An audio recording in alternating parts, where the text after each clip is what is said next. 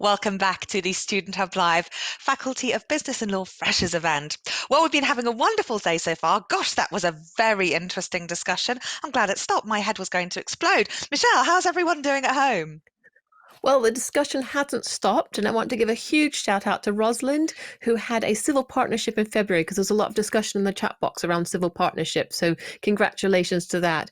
And we have a lot of people who said that they were interested, like you said, maybe in law rather than business. But hold on, folks, we are coming on to the exciting things around business as well.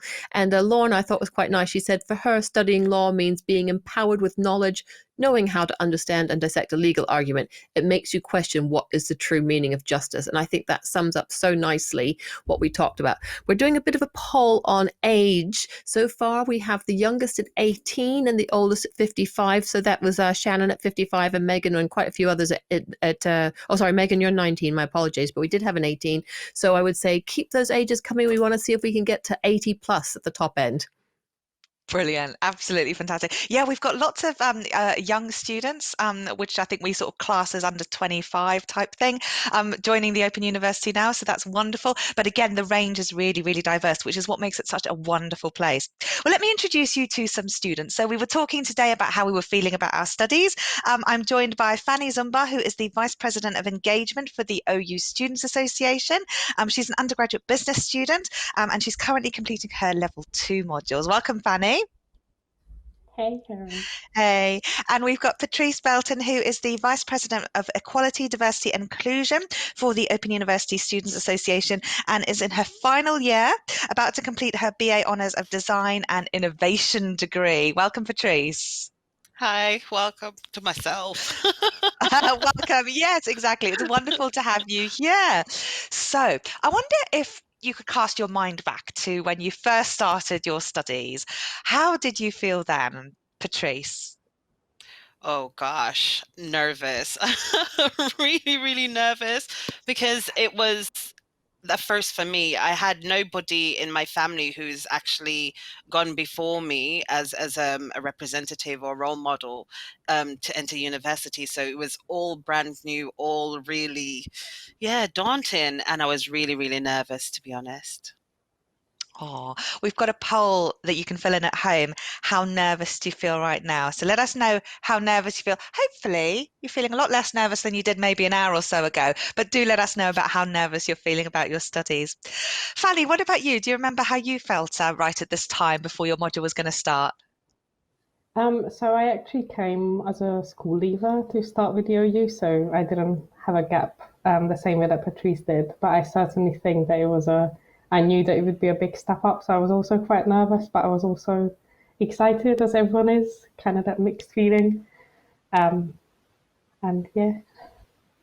And you're both doing some modules now. Do you still get a sense of excitement before they start? I know I always do. Yes, the butterflies are always ready. They're definitely always ready. They're just like, oh my gosh, Patrice, are you sure you can do this? You've done it last year, but are you sure? And yeah, I always second guess everything, but I'll go in and I'll, do extremely well and I'll surprise myself in the process. Brilliant. Michelle, how's everyone feeling at home now? Well, we need to give a shout out, of course. It's Sharon's 38th birthday today. Oh, So wow, well happy done. birthday to Sharon. Yeah, exactly. So the conversation slightly turned to cake and hoping that Sharon gets all the cake. But also we have a lot of discussion about age and nobody has posted above 55 yet. And I promise you, and Karen, you can agree and promise there are students older than 55 at the OU. Oh, yes, So many.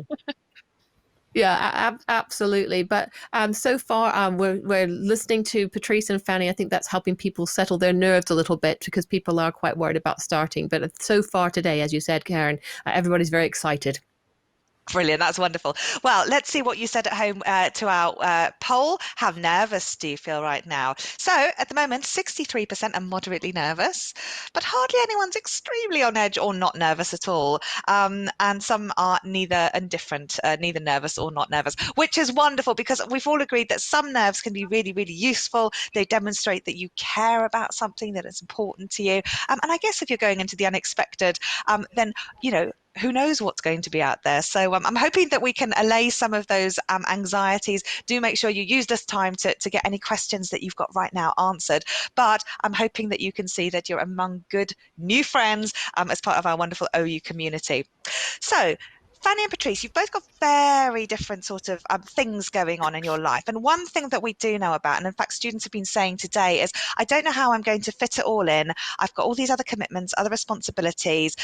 One of the things that is common to OU students is that, irrespective of what's going on, they don't always have the luxury of being in a campus with scheduled lectures and stuff. There's always a cat on your computer or something that needs doing, etc. So can we talk about juggling responsibilities and roles and a bit about how you've negotiated those while being successful in your studies? Fanny, can we come to you first on that one? Sure. I think for me, I have worked full time throughout the whole of my degree, and obviously, as you said at the start, I'm one of the vice presidents, which is kind of like a half job, I would almost say.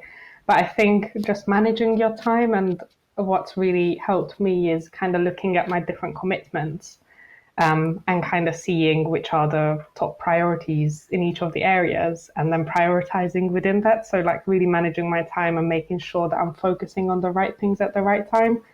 That if there is no kind of TMA coming up and I'm really struggling for time, then it's fine to take it a bit easier for a few weeks while I have to focus on other things, but at the same time to really gear up and get ahead as much as I can when I do have time. So kind of balancing that out. And also, yeah, I think that was my main thing. Absolutely.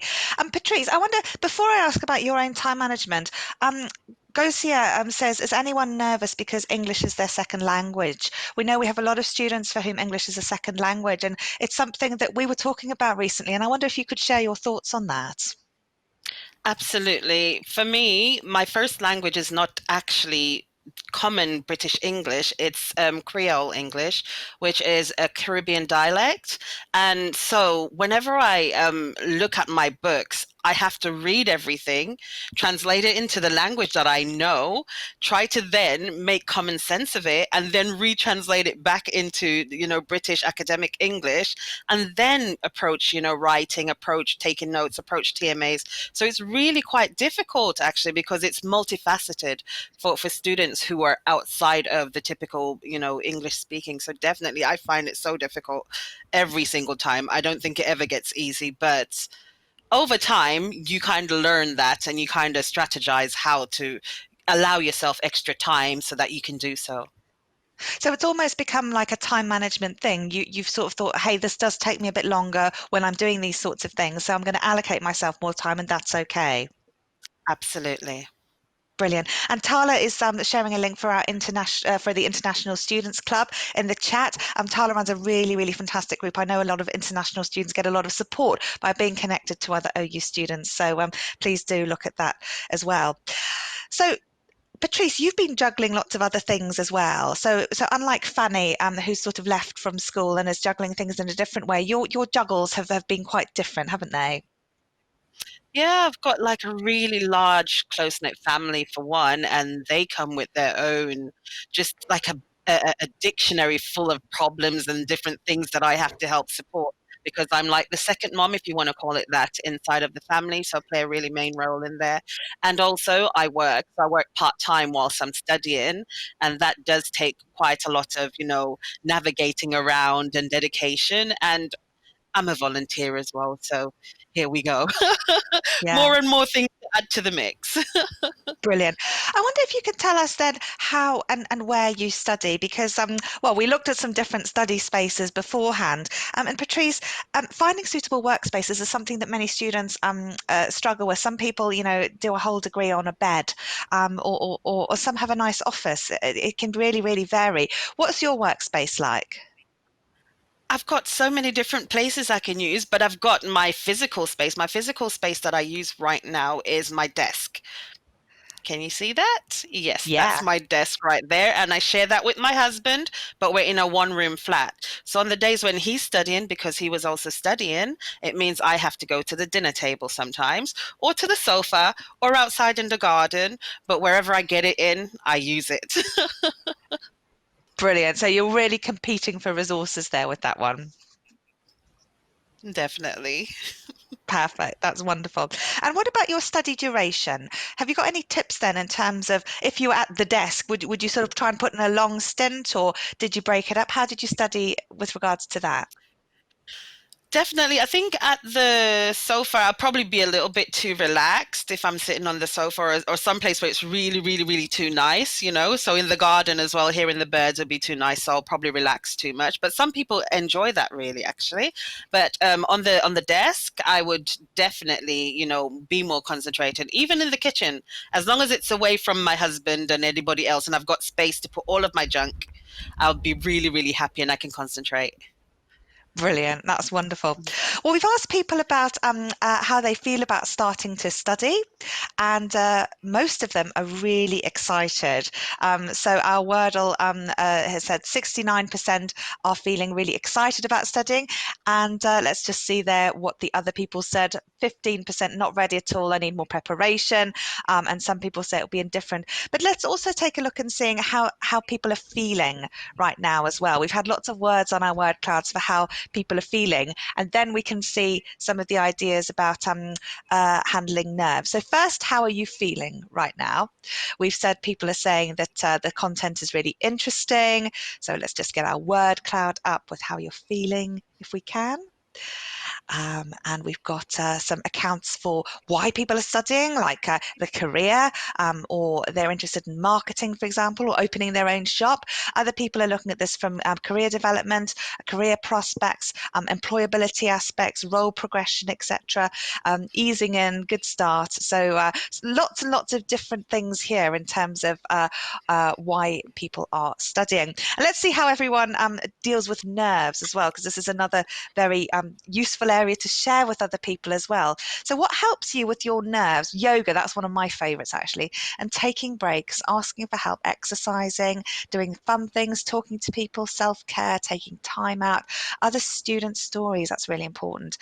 Self-care box, that's a great idea. Worry monster, an OU journey board, regular breaks and exercises. I bet people are sharing lots of ideas in the chat, Michelle. So let's just see some of the things that people have said. Oh, I see Sharon said thanks for the birthday shout out, and Megan loves the range of ages we've got going on. What are people saying is going to help them with their nerves and anxieties? Well, we have Megan, who is sitting with 40 plus plants surrounded by her. So that must be nice and calming. Always lovely to have some fresh green, as long as you don't forget to water it. But what's blown my mind is where all of our students are from. So we have Jana, who is Czech, and Kelsey, who's in the Grand Caymans. Natasha is Dutch. James' first language is Gaelic. We have Mitchell, who's currently in Barbados and is learning a little bit of Creole. But the funniest thing for me that I saw on there is Ashley said that her cat had gone on the keyboard and turned the screen upside down. And then you've got to figure out how to get it back, don't you? So Yes, you do. James has said that piano music is really good for calming down, and Joe Wayne says that I don't know whether Joe Wayne's a girl or a boy. I'm very sorry, but Joe Wayne loves flowers and plants. And then we've got Ryan from Austria. We've got Scotland represented, and then of course all over the UK. So such a wonderful group of students we have with us today. Brilliant. And Noah has to get a run in before work, which I do that also. I do some of my best thinking. I always have my best ideas when I'm out on a run. Come back and write them down. It's a really good way. Also to mull over what you've been reading and studying. I used to do that when I was revising. So we've got a lot of younger students. The other trend I've noticed lately is that many students are studying with us full time. So they might have 2 modules that are going on. I wonder if anybody at home is studying full time, taking on 2 modules. Fanny, you've done this. And what was it like for you balancing 2 modules? And what advice can you give to students who may be taking on that workload? I think I was actually talking to you about a similar subject about 2 years ago on Student Hub Live, so Yes. giving me flashbacks. But I think for me, at level 1, it seemed quite manageable. I always say that doing 230 credits as opposed to a 60 credit is always also a bigger workload. So I think that's definitely something to consider. And I've completed 90 credits, which is halfway to full-time intensity, successfully. But then going into level two, I've realized how much of a step up it is. And I think for me, the biggest thing was figuring out that I don't have to study full time and it's fine if I'm not able to manage studying full time. And I think it really came down to that I thought I've got all of this time and, I don't need to eat or, practically sleep when I kind of figured out how much time I've got. And then when it came down to it in reality, sometimes you just want to sit down for an hour and do nothing because you need to kind of decompress. But at the same time, I also know that it is manageable because I have managed to complete more than 60 credits in a year. So I think it's just kind of figuring out what works best for you and also not being too hard on yourself, because I think that's what really put me back, that I had this unrealistic expectation that I couldn't meet. And once I kind of accepted that it's not meant for everyone and that the reason the OU offers flexibility so people can actually fit it around their life, I think that really helped me kind of move on from that, and then now carry on part-time. But equally, I know a lot of people who have really successfully got first-class degrees full-time in 3 years alongside a family and full-time job. So it is manageable. I think it's all about your personal circumstances, and the expectations that you set yourself. Absolutely. And also to some extent about how much you want to enjoy that studying, whether that end goal matters, or sometimes you think, actually, I am really having a nice time. Let's just calm down and chill out a bit, and take our time with it as well. So yeah, it's a really important thing. I think one of the key things there you've mentioned, Fanny, that's so important for students to know is that there is this flexibility.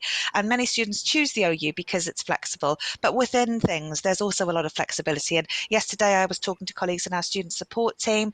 They often discuss things with students about potentially deferring or having that flexibility within the module that they're studying as well, on deadlines, etc. So there is a lot of flexibility. The key thing to do, I think, is to talk to both your tutor and the student support team if things are changing, because things often change for students over what is often a 3 or 6 year period. Life does change for so many of us, and when those changes happen, if you want to keep studying, it's important that we find ways to fit that study into your life in a way that works well for you. Which brings me on to my next topic, which is about well-being. So we've had some really great comments here about how people are caring for themselves. Joanne loves doing Zumba to calm down. Nicola says Mozart and Fleetwood Mac are good to study to, so studying with music makes it happier. Upbeat music before you start studying. I often put on a good tune and that gets me in a good mood. Cuddles with pets, Abigail. Yes, absolutely. Sometimes you've just got to lie on the floor and cuddle the dog. Dog walking, says Claire. Ellen says lo-fi study beats are really helpful to listen to. I know people who listen to rain music as well. So Joshua says he also listens to lo-fi study beats also. So some really good advice here.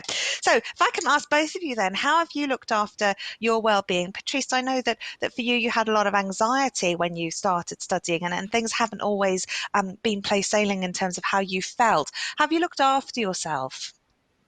Yes, I have. Well, I wouldn't be here today if I hadn't, right? But Yeah. I found a lot of things that I could do to help me maintain study. One of those things that I've found quite recently, actually, as we got through the whole pandemic situation, is painting. I didn't know I could paint, but I picked up a brush and I started, and it's working. Can I just show you all a picture? Here's Yes, my please. picture of Wow, something that's I've painted beautiful. recently. Thank you. One of my lovely pictures, and I've got, I don't know, maybe 9 or 10 of them that I just like. I do them every so often whenever things get a little bit overwhelming, especially near TMA times or a really heavy study period, and I feel like I start getting a bit stressed.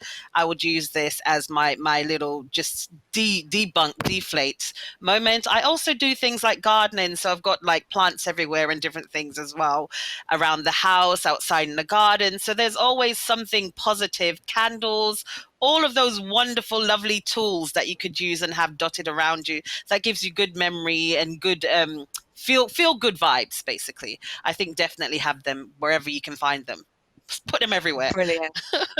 Absolutely. And Natasha says swimming is her thing. Early morning to set me off for the day. I do that too. Brilliant idea.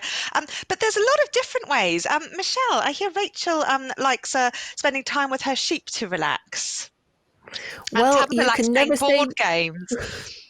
You can never say you won't be surprised in Student Hub Live. I think we're learning a lot today about different ways that you can relax. Absolutely. And Natasha's also likes the swimming, and Sharon has her own candle business, so she can maybe set up a side business and sell to students at the OU. Of course, there are lots of different ways that you can get candles, but I want to give a little quick shout out as well to Patrice, because Tala, Kirsty, Marianne, Callum, and Nicola have all said fantastic on the artwork, and it's really nice to see that that you can pick up skills. And then Mark said he set aside a day for photography to take a break from studying. So lots of different things. Online gaming, says Roxanne. So there are lots of different ways, but I think that's really important, is that you take a break after you study. So study first and then reward yourself for studying. But eat well, sleep well. Sleep is really important, and then have a hobby alongside. Absolutely. And the candles are going down very well. I think study candles are definitely the way to look at things. Okay, so I wonder then if we can come back to this idea of well-being and stuff. Fanny, how have you sort of handled your own sort of balancing of things in terms of your well-being? And also, what advice can you give to our students about taking care of themselves? I think it's quite interesting because Patrice and I are really different in a lot of ways. And to me, I'm more the type of person who pushes through things and then takes like a day or two rather than kind of spend a few hours to myself. So, as someone who works from home, as most people do these days, but I work from home regardless of the pandemic situation, and obviously study from home. I think to me, going outdoors as much as I can. Michelle knows me; she knows I do horse riding and love hanging upside down, picking up a horse ball. But you don't have to be quite the extreme. But I think to me, the getting outdoors, because of I don't actually have my own desk because we don't have space in the house. So I'm sitting at the dining table at the moment as well, or in my bedroom. So I think getting outdoors is my main one.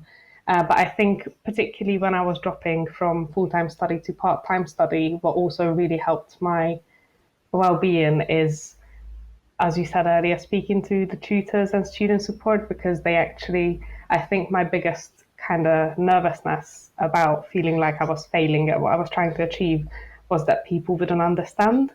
But once I spoke to my tutors, I had two at the time, and the student support team, I kind of understood that I wasn't the only person in this position, that there are how many, 170,000 odd students at the OU now. So there are people who go through the exact same thing. And I think sessions like this as well kind of helps you realize that you're not the only person in the situation that you're in, that although we are all unique, it's very similar paths. Absolutely. I mean, one of the things that people were saying that they were worried about earlier on our word cloud was being lonely, being isolated. And, you know, those are very, very common. In fact, we know that students who do study at a distance do typically feel that. And it's a concern for us, which is one of the reasons we have something like Student Hub Live and many other ways for you to connect, because it is very common. So I wonder if we could think about some of the ways in which you both combat that sense of isolation and feeling alone in your studies. Patrice, what do you do? I've found Facebook, and I found all these wonderful student spaces. I didn't even know that the USA existed until last year. The USA are the Open University Students Association, and Fanny absolutely hates that word USA, so let's just be real with that. But I found the association last year after going to or volunteering to go to a student it's an FBL conference, and that's where I first met Michelle, actually, who's on the hot desk today. And after doing so, I found that there was a massive, student body with lots of wonderful things that you could do, from meeting up with others to going onto Facebook groups and clubs and societies. So that's what I did. I thought, okay, wow, I found this. I'm going to use it. And I've been just throwing myself at everything that came along that I could find. And it's been so rewarding to the point I've actually volunteered to become a representative for the association. And I just kept going, and that's where I'm at today. But it's really, really useful finding, people that you can relate to. So you've gone out and sought opportunities to be able to meet with people. And Joe Wayne says, I love being part of this Hub Live group. And we love having you, Joe Wayne, and everybody else who's here in our chat group today. Fanny, what have you done to feel less alone in your studies?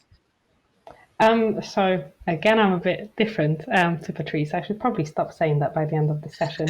But I kind of came in because I was involved in the kind of student representation in the college that I went to. I consciously came and looked for one of the reasons I chose the OU was because of the Students' Association that it had going. So I was kind of like really set on wanting to be involved. But I still thought that the study experience itself would be isolating, regardless of getting involved. And I think what I realized is that people that you volunteer with or people that you attend, we run a lot of, well, the association runs a lot of online sessions like quizzes and bingo nights and all sorts of things that you can get involved with. That's not the only time you're going to speak to these people. And, some people prefer forums or emails. I'm also a very social media person.